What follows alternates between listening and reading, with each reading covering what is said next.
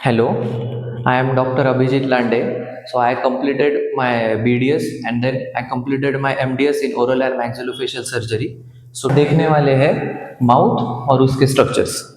तो माउथ में कौन सी चीजें आती है अपने को पता है। एक आता है टिथ, टीथ कितने रहते हैं सब दांत आपने। उसके बाद आती है टंग, उसके बाद आते हैं गम्स, गम्स जो उसके बाजू में रहते हैं दांतों के बाजू में। उसके बाद आता है हार्ड यानी सॉफ्ट पैलेट जो टाड़ू रहता है। उसके बाद आता है फ्लोर ऑफ माउथ जो आपके टंग के नीचे की ये है। उसके बाद आता है म्यूकोसा जो अपने गाल है, और उसके बाद आता है बोन जिसके अंदर आपके दांत है। तो ये सब चीजें माउथ में आती है। तो हर एक चीजों का क्या काम है वो अपने को आज देखना है। तो टीथ अपने को पता है कितने दांत होते हैं, 32 दांत होते हैं, और ये होते हैं परमानेंट टीथ। उसके पहले जो बच्चों में दांत होते हैं वो होते हैं 20 दांत।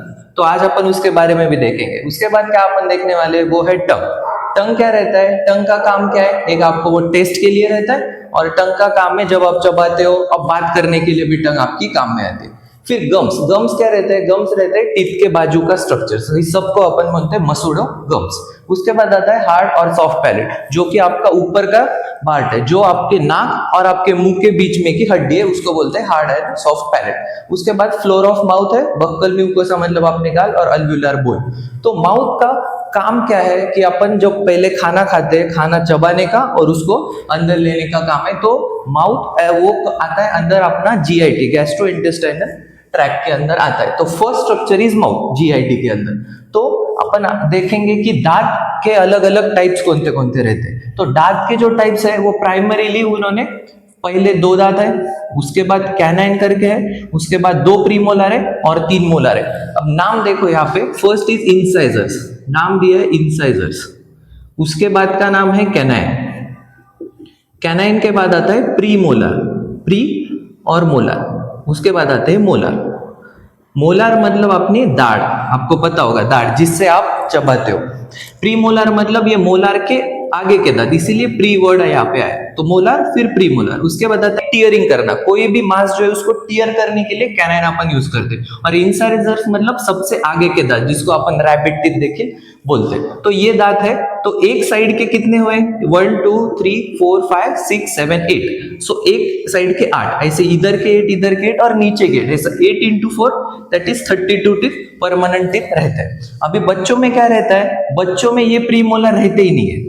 तो 2 खत्म हो गए, तो कितने रहे, 2 इंसाइजर, 1 कैनाइन और 2 मोलर। तो कितने हुए 5। तो 5 और 4 साइड के मिला के 5 into 4 20 टीथ रहते हैं। ये है प्राइमरी डिफरेंस। अभी एक दांत के बारे में अपन देखते हैं। यहाँ पे अपन देखेंगे ये है इंसाइजर्स, ये दूसरा इंसाइजर। अभी इंसाइजर्स में कैसे रहता है, 2 है। एक बड़ा वाला इंसाइजर रहता है जिसको अपन सेंट्रल इंसाइजर बोलते हैं, उसके बाजू का जो इंसाइजर है उसको बोलते हैं अपन लैटरल इंसाइजर। तो सेंट्रल इंसाइजर्स बड़ा रहता है, लैटरल इंसाइजर्स छोटा रहता है। आगे अपन देखेंगे कि सेंट्रल इंसाइजर में जो कौन सा भी दांत अपन जब लेते हैं उसके 3 स्ट्रक्चर्स रहते हैं। तो पहले स्ट्रक्चर्स का नाम है इनेमल। इनेमल क्या है, इनेमल जो भी आपको दिख रहा है, जो भी व्हाइट है वो सब इनेमल है। अब इनेमल के अंदर जब आप देखोगे तब उसके अंदर आपको येलो स्ट्रक्चर मिलेगा, उसका नाम है डेंटिन। तो ये जो डेंटिन है ये लिटिल थोड़ा सॉफ्ट रहता है, इनेमल एकदम हार्ड। और ये जो इनेमल है अपने बॉडी में का हार्डेस्ट स्ट्रक्चर है, आपके बोन से भी ज्यादा हार्ड क्या रहता है, तो इनेमल रहता है। तो आपको पूछा जा सकता है which is the hardest structure in the body, that is the enamel. After that enamel the dentin is the second most hardest thing which and we compare it after the density. उसके बाद आता है pulp. जो pulp जो है that is the vital thing. ये pulp में क्या रहता है, नर्व रहते हैं, ब्लड रहते हैं, इसीलिए कोई भी दांत अपना लिविंग सिर्फ पल्प की वजह से बनता है।